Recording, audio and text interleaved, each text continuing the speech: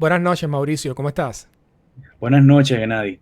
Y muchas Muy bien. gracias, me alegro mucho. Muchas gracias por estar este ratico aquí con nosotros y ayudarnos un poco a entender qué está pasando después de toda esta gran noticia, ¿no? Del tema del cuentapropismo y de la apertura de muchas más actividades que se pueden realizar ahora en el sector privado en Cuba. Bueno, ya han pasado varios días, ¿no? Creo que varios analistas han salido, han dado sus opiniones. Entre ellos, usted mismo ha hablado en su blog y en su perfil de Facebook. Entonces, vamos a hacer un análisis quizás ya con un poco de distancia. Vamos a decir, desde que se anunció que había este cambio de política pasada de las prohibiciones que existían ante algunas autorizaciones a ahora donde hay una autorización más abierta y hay algunas particulares prohibiciones. ¿Crees que el paso ha sido suficiente para lanzar al menos el sector cuenta propista? A ver, yo creo con toda responsabilidad, opino que el anuncio se quedó muy por debajo de las expectativas de muchos de nosotros. Eh, Varios de nosotros habíamos imaginado que lo que debería ocurrir es que se ampliara el trabajo por cuenta propia creando una lista muy pequeña de actividades prohibidas, entre las que yo personalmente esperaría que fueran muy pocas, cosas relacionadas con el narcotráfico, en fin, o temas incluso militares que pueden ser sensibles de seguridad, etcétera. Claro, a veces yo pienso que, por ejemplo, ese tema del narcotráfico estaba tipificado como delito. Claro, Eh, claro, o sea, claro, pero lo tienes que prohibir. Es decir, no el narcotráfico, es decir, por ejemplo, el cultivo, ese tipo de cosas. claro, Digamos que aquellas cuestiones que uno pensaría que son lesivas a la moral, bueno, a la moral generalmente aceptada, ¿no? Porque la este moral tema, media. exacto, es todo lo ancho y largo que se puede imaginar. Pero bueno, si lo que quiero decir es que uno pensaría que serían muy pocas actividades prohibidas y resulta que han aparecido 127 actividades prohibidas, entre las cuales están toda una serie de profesiones, incluso hasta la investigación científica, no se puede desarrollar por el trabajo por cuenta propia. Poco, Luego, esto ha generado otras contradicciones, porque hay, por ejemplo, a mí me preocupó cuando yo vi que no se permitían las grabaciones musicales, que no se permitían las producciones cinematográficas, las producciones audiovisuales, etcétera, etcétera, etcétera, y que conozco que hay gente que se está dedicando a ese tipo de cosas. Y entonces alguien me aclaró por vía personal, no, es que frente a esto existe una ley que permite tal cosa. Es decir, que se está produciendo un instrumento legal confuso que entra en contradicción con algunos otros instrumentos legales. Entonces, realmente es muy decepcionante. Es muy decepcionante. Ahora, a mí lo que me parece más preocupante de todo es que sigue habiendo un problema de falta de sistematicidad en la toma de decisiones. Uno de los problemas que tiene esta tarea de ordenamiento que se ha mencionado como ordenamiento y estas medidas recientes es un problema de secuencia, del orden en el que han sido adoptadas.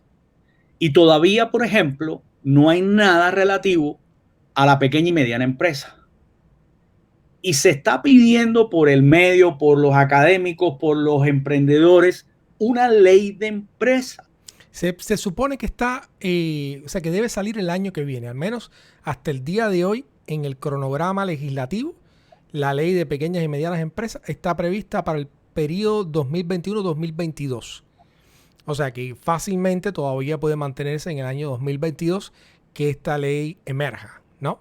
¿Cuál es la Ahora, diferencia? la pregunta es si eso es conveniente o no, o si lo mejor es adelantar ese cronograma legislativo y que las diferentes comisiones trabajen de una manera intensa, porque además ese es otro problema de no tener un parlamento profesional, porque si hubiera un parlamento profesional, los diputados podían estar dedicados plenamente a ese tipo de actividades y no hacer la legislación del país como una actividad complementaria, que es, en mi opinión, una debilidad de nuestro sistema de gobierno.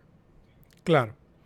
¿Cuál es la diferencia entre las pymes y el trabajo por cuenta propia? O sea, ¿es necesario esta regulación o este marco de las pymes para que estos trabajadores por cuenta propia o estarían saliendo, ¿no?, del marco regulador del trabajo por cuenta propia y lo que sería una forma de expandir? O sea, ¿cuál es la diferencia conceptual entre unos y otros? El problema más grave de todo esto es que en el trabajo por cuenta propia hoy en día se están considerando verdaderas pymes. Es decir, ¿qué cosa es un trabajador por cuenta propia? Un trabajador autónomo. Un trabajador autónomo que desarrolla determinada actividad. Ahora, cuando ya tú contratas trabajadores, cuando tienes una mini empresa o una empresa pequeña con una serie de trabajadores, bien sea un paladar o un taller de reparación o lo que fuera, ya eso no es un trabajo por cuenta propia. Pero el sistema cubano obliga a que los empleados que tienen estos trabajadores por cuenta propia, que tienen pequeñas empresas, se saquen una licencia también como trabajadores por cuenta propia. Eso no es real. En la realidad de la vida, esas personas son empleadas y los otros son empresarios. Es decir, el trabajo por cuenta propia es un trabajador autónomo, pero toda vez que tú contratas a esas personas en tu empresa, les pagas un salario, pagas la seguridad social por ellos, etcétera, ya eso no es un trabajador por cuenta propia. Claro. Entonces, ahí hay una diferencia que es sustancial. Ahora, ¿por qué razón? ¿Por qué razón quien adopta o quienes adoptan las normas no adoptan las normas que tienen que adoptar y mantienen ese tipo de subterfugios, como llamarle gestión no estatal a lo privado o a lo cooperativo, como de llamarle trabajador por cuenta propia a quien no lo es porque es un trabajador empleado de una pequeña empresa? En fin, ese tipo de cosas son errores del sistema normativo que hay en el país y crea una serie de problemas de carácter institucional. Claro. Yo estoy de acuerdo. Hemos dicho aquí cuando revisamos el cronograma legislativo cómo era posible que la ley de empresas, dada la situación económica que está pasando Cuba, no fuera una de las prioridades. Precisamente para que la creatividad y la inteligencia colectiva pudiera o pusiera a funcionar esa maquinaria, al menos vaya, comenzar que el motor empiece a caminar. Pero bueno, hasta ahora no han dado indicaciones de que se va a analizar la legislación más temprano y parece que vamos a tener que caminar con esta circunstancia de trabajo por cuenta propia. Y es que esto, perdóname que te interrumpa, Gennady, Sí. y esto es muy grave, porque la tarea de ordenamiento, como se le ha llamado, que yo no creo que sea tal, a mí me gusta decirle las cosas por su nombre. Esto aquí se trata de una reforma monetaria con una unificación cambiaria, etcétera, y con una reforma de precios y con una reforma de salarios. Todo eso es parte de la esfera de la circulación, pero no se resuelve el problema fundamental que tiene la economía, que es que no se está produciendo suficientemente, no se producen bienes y servicios. Entonces, la escasez generalizada de bienes y servicios no se está resolviendo con las medidas que es necesario adoptar para estimular a que la agricultura repunte, a que repunte la industria y a que repunte un sector de servicios que sirva para absorber empleo, para generar ingresos y además para contribuir al presupuesto del Estado. Es decir, no se están adoptando las medidas que impulsen el crecimiento económico desde el lado de la producción. Y eso es lo más grave de todo. Y sin embargo, ha sido, yo creo, uno de los pasos más significativos que han dado. Evidentemente no son muchos, pero en comparación con lo que han tenido durante las últimas décadas, a mí me parece que ha sido al menos una flexibilización mayor en magnitud de todo lo que habíamos tenido hasta este punto. Pero te refieres a lo del trabajo por cuenta propia. A los del trabajo por cuenta propia. Mira, yo no estoy tan, yo sinceramente no estoy tan optimista frente a eso. No estoy tan optimista frente a eso porque, a ver, cuando coges el calificador de cargos y dices que hay 2.000 actividades que puedes desarrollar, pero cuando ves la magnitud de las 127 que no puedes desarrollar, o de algunas de ellas, porque yo no me imagino a un trabajador por cuenta propia haciendo exploración petrolera. Eso me parece absurdo. Es decir, eso no es posible hacerlo. No hay capital suficiente para hacerlo y no lo puede hacer un trabajo por cuenta propia. Entonces a mí eso me parece una obviedad. Ahora, claro, decir que un arquitecto no puede desarrollar su actividad, o un ingeniero, o un contador, o un abogado, y por ahí para allá empiezas a ver el diapasón de actividades prohibidas. Mira, yo sí sinceramente creo que esto demuestra un estilo excesivamente controlador. Es decir, no se quieren desprender del control sobre las personas y sobre las actividades económicas.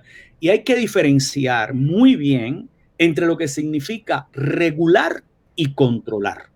Yo soy partidario de un Estado que regule y que cree con instrumentos legales las condiciones para que el emprendimiento florezca y para que además funcione la economía del país. Ahora, no soy partidario de un Estado controlador. ¿Cuál es el problema para que un arquitecto no pueda hacer su labor profesional de manera privada? Yo recuerdo cuando estaba en la Universidad de La Habana, y esto de que los abogados, yo estudié Derecho, pero y que los abogados pueden ejercer de manera independiente, es algo tan viejo como la profesión del abogado. Por supuesto. Entonces, siempre que nosotros preguntábamos, había una respuesta del lado de los funcionarios. Ellos decían, mira, si autorizamos el ejercicio de la abogacía por cuenta propia o autónomo, vamos a perder el talento, la gente no va a querer trabajar para el Estado, se van a ir para el sector privado. Y yo me decía, bueno, pero es que eso pasa en todos los países, ¿no? Uno tiene que competir por el mercado de trabajo. Si usted quiere tener los mejores, ofrezca lo mejor. Prestigie la profesión, prestigie las ocupaciones que tienen los abogados que trabajan para el Estado. Yo no recuerdo o no conozco que se haya actualizado ese argumento. O sea, hasta ahora mismo no sé por qué están prohibiendo las profesiones precisamente, y no he escuchado un argumento distinto de ese que durante décadas ha estado permanente y que la verdad me parece injusto, ¿no? Me parece injusto porque es principalmente vulnerar la competencia, es casi que obligar, sindicalizar a la fuerza, ¿no?, a estas personas o a estos profesionales que además invierten trabajo, talento, recursos en graduarse, y después entonces van a verse aprisionados dentro de lo que les ofrece solamente el Estado. Además, va a ser muy difícil para las empresas trabajar sin poder tener abogados que vamos a decir que trabajen completamente para ellos, porque una cosa es contratar a un abogado del Estado que sabes que está vinculado directamente a una organización del Estado cuya información puede estar almacenada en los dispositivos del Estado para una operación privada. Entonces, a mí me parece que eso también va a ser una gran dificultad, ¿no? El otro tema, no sé si estés de acuerdo conmigo, pero lo hemos dicho, que es el tema de los tribunales. Al estar los tribunales subordinados a la Asamblea Nacional, que es lo mismo que estar subordinados al Estado, pues la gente duda de qué va a suceder cuando haya cualquier tipo de interés del Estado en la resolución de un conflicto de una actividad privada. Y también cuando haya consideraciones obviamente políticas, pues ¿qué va a pasar? ¿Te van a juzgar por alguna opinión política o te van a juzgar solamente en conformidad con lo que establece la ley según según cual sea el marco regulador del trabajo por cuenta propia. Entonces, estas son algunas preocupaciones o preguntas que yo creo que saltan a la vista. Yo de cierta manera he dicho, bueno, hay mucha gente que mantiene su actividad económica en Cuba y están ahí y son relativamente exitosos y no se puede decir que todas las operaciones privadas que existan en Cuba sean un fracaso, ¿no? Pero obviamente yo creo que estas distinciones saltan a la vista. ¿Qué crees? O sea, ¿cuál es tu Mira, opinión al respecto? no, además, mira, desde que se autorizaron las primeras actividades por cuenta propia en los años 90, cuando se le prohibió a todos los profesionales universitarios desempeñar su profesión, es decir, un abogado podía ser chofer de un taxi o podría ser camarero de un paladar, Como pero muchos, no, muchos lo fueron. pero no podía ejercer como abogado. ¿Cuál fue el resultado? El resultado fue que muchísimos profesionales se movieron a actividades de menor complejidad en términos de la complejidad del trabajo, de la formación, de los requerimientos intelectuales. Y eso no fue perder también fuerza de trabajo calificada. Por supuesto que lo es. Porque el problema es que controlando no se resuelven los problemas. Yo estoy totalmente de acuerdo contigo de que el sistema legal tiene que ser independiente. Es la única manera de que uno sienta la garantía de la ceguera de la justicia, la famosa justicia representada por una mujer ciega y con una balanza que implica justamente eso, justicia. Porque definitivamente si pertenece a la estructura del sistema de gobierno, bueno, pues no hay ninguna garantía de un tratamiento justo. Eso tenemos que decirlo claramente. Por eso es muy importante la independencia de poderes. Por eso creo yo llevo rato diciendo que las reformas económicas no son suficientes en Cuba si no se hacen reformas muy profundas en el sistema de gobierno. Y yo creo que la Constitución de 2019 se quedó cortísima frente a las necesidades que implica el sistema que yo creo y que mucha gente cree debería tener Cuba como sistema político, como sistema de gobierno. Es decir, yo creo realmente que hay muchísimas falencias en este sentido. Ahora, creo que esa necesidad de controlar de quienes emiten este tipo de decisiones administrativas en el gobierno, creo que es responsable, ha sido responsable y va a seguir siendo responsable del fracaso de las medidas económicas. Realmente, uno lo que esperaba con una liberalización del trabajo por cuenta propia era decir, se prohíbe esto, esto, esto y lo demás está permitido. Bueno, pero nunca esperábamos que se prohibieran 127 actividades. Entre ellas, varias de las que precisamente desde una perspectiva profesional se puede desarrollar de una manera autónoma. A ver, aquí en Colombia hay montones de contadores que no están adscritos a ninguna empresa. Simplemente le llevan la contabilidad y los impuestos a varias empresas. Lo mismo abogados tributaristas que se especializan en tributos y entonces le llevan los pagos de renta y de todo el sistema tributario a diversas empresas. Hombre, eso sería mucho mejor.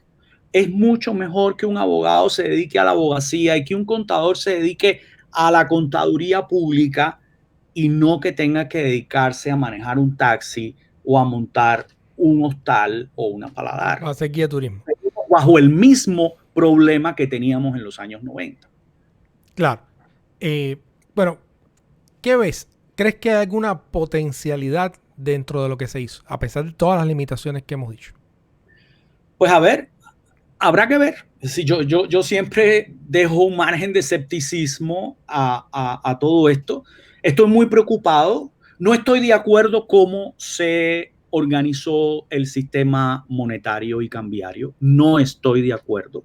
Considero que el tipo de cambio que se colocó fue un tipo de cambio muy bajo para la realidad de la economía del país y creo que la moneda cubana sigue sobrevalorada.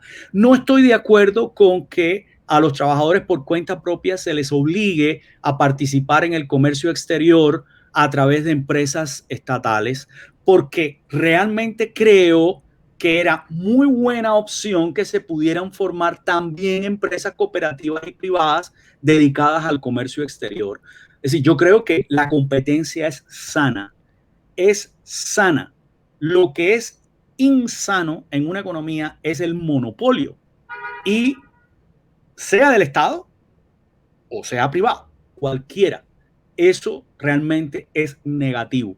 Tampoco estoy de acuerdo con la reforma salarial. Tampoco estoy de acuerdo con la reforma de las pensiones, que considero que quedaron muy por debajo de lo que justamente merecían los jubilados del país. Sí, creo que los cálculos que se hicieron fueron cálculos economicistas y creo que no se consideraron adecuadamente las condiciones sociales de vida y sobre todo el aporte que los jubilados en el momento en el que trabajaron hace 20, 30 años le hicieron al país. Entonces, creo que esas decisiones se tomaron de una manera incorrecta. La reforma de precios y de salarios ha demostrado un alto nivel de improvisación. Lo han reconocido en las últimas mesas redondas. A mí me parece, sinceramente, que es inaceptable y perdónenme mi nivel de intolerancia frente a esto, pero yo considero que es inaceptable que determinadas medidas sobre las cuales se venían discutiendo hace 10 años se tomen a la carrera y mal tomadas. Eso es inaceptable. Y es inaceptable que sobre la marcha incluso y tenga que la gente protestar públicamente para que entonces empiecen a reconsiderar. Eso me parece muy poco serio, y me parece muy poco serio que el Parlamento del país no le pida cuenta a los ministros y al gobierno por ese tipo de decisiones mal tomadas. Lo tengo que decir de una manera muy clara.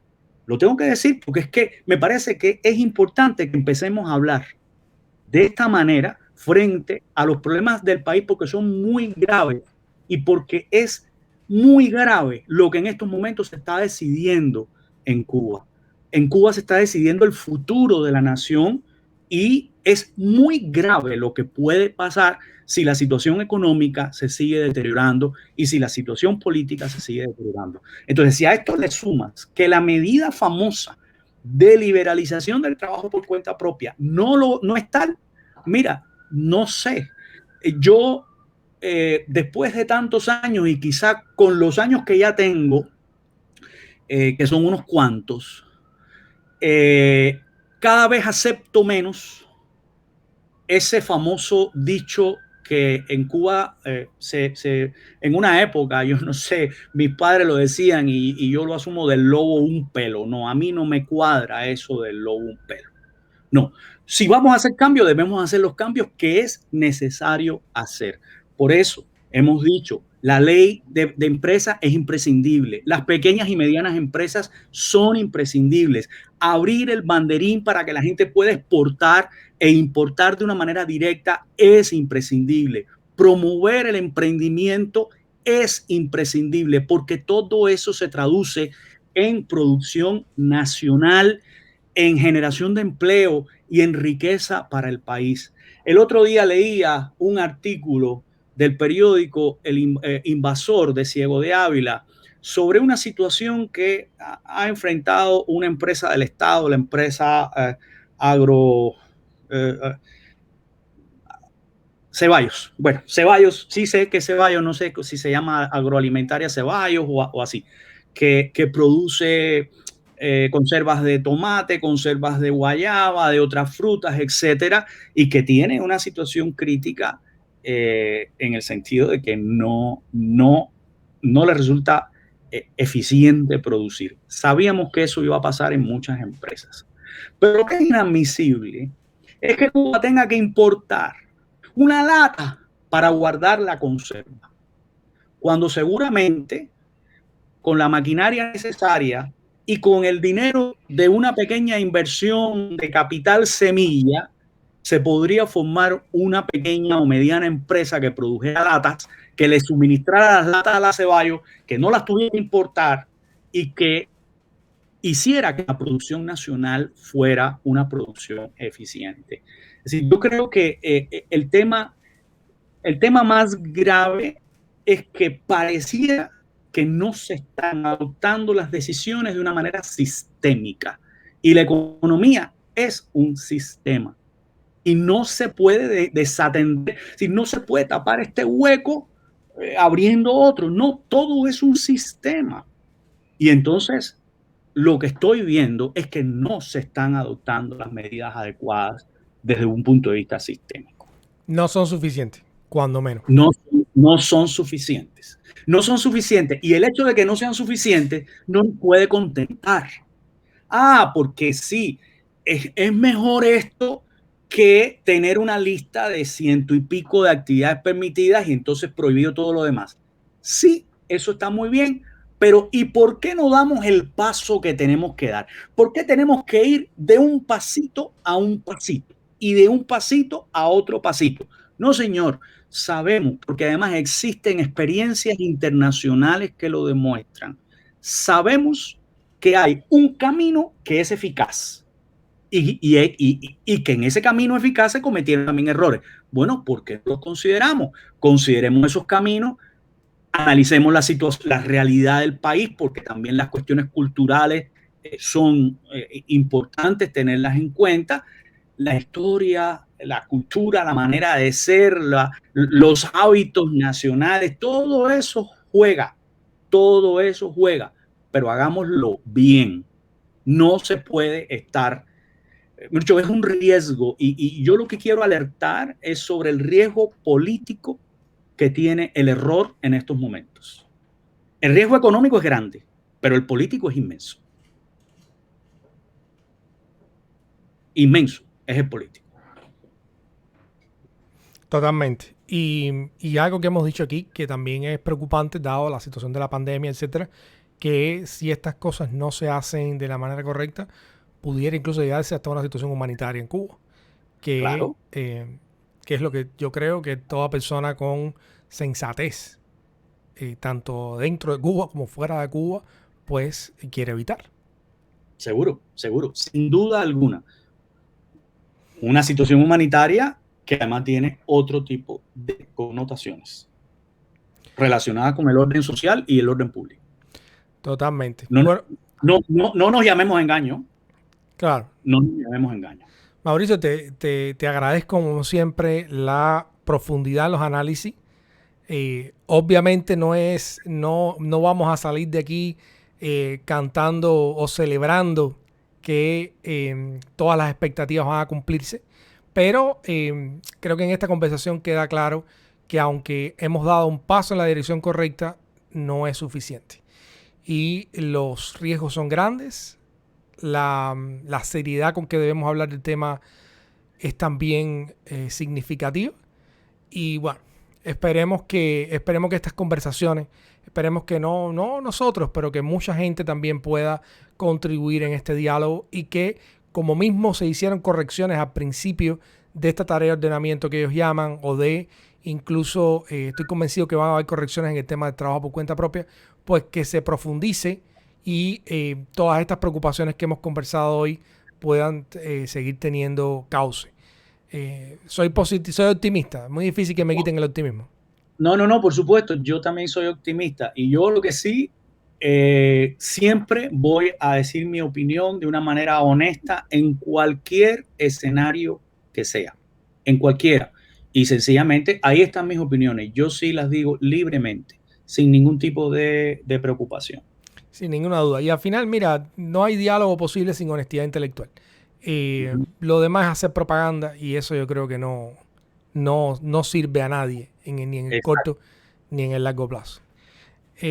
Por eso siempre estás invitado aquí, Mauricio. Así que muchas gracias, Gennady. Muchas gracias. Esta es tu casa también, 23 y Fly, en la esquina donde nos reunimos todos. Ok, bueno, Un fuerte abrazo. Muchas gracias. Espero pronto igualmente. regreses por acá de nuevo. Que tengas muy Vale, buenas gracias. noches. Ok, chao. Hasta luego. Chao.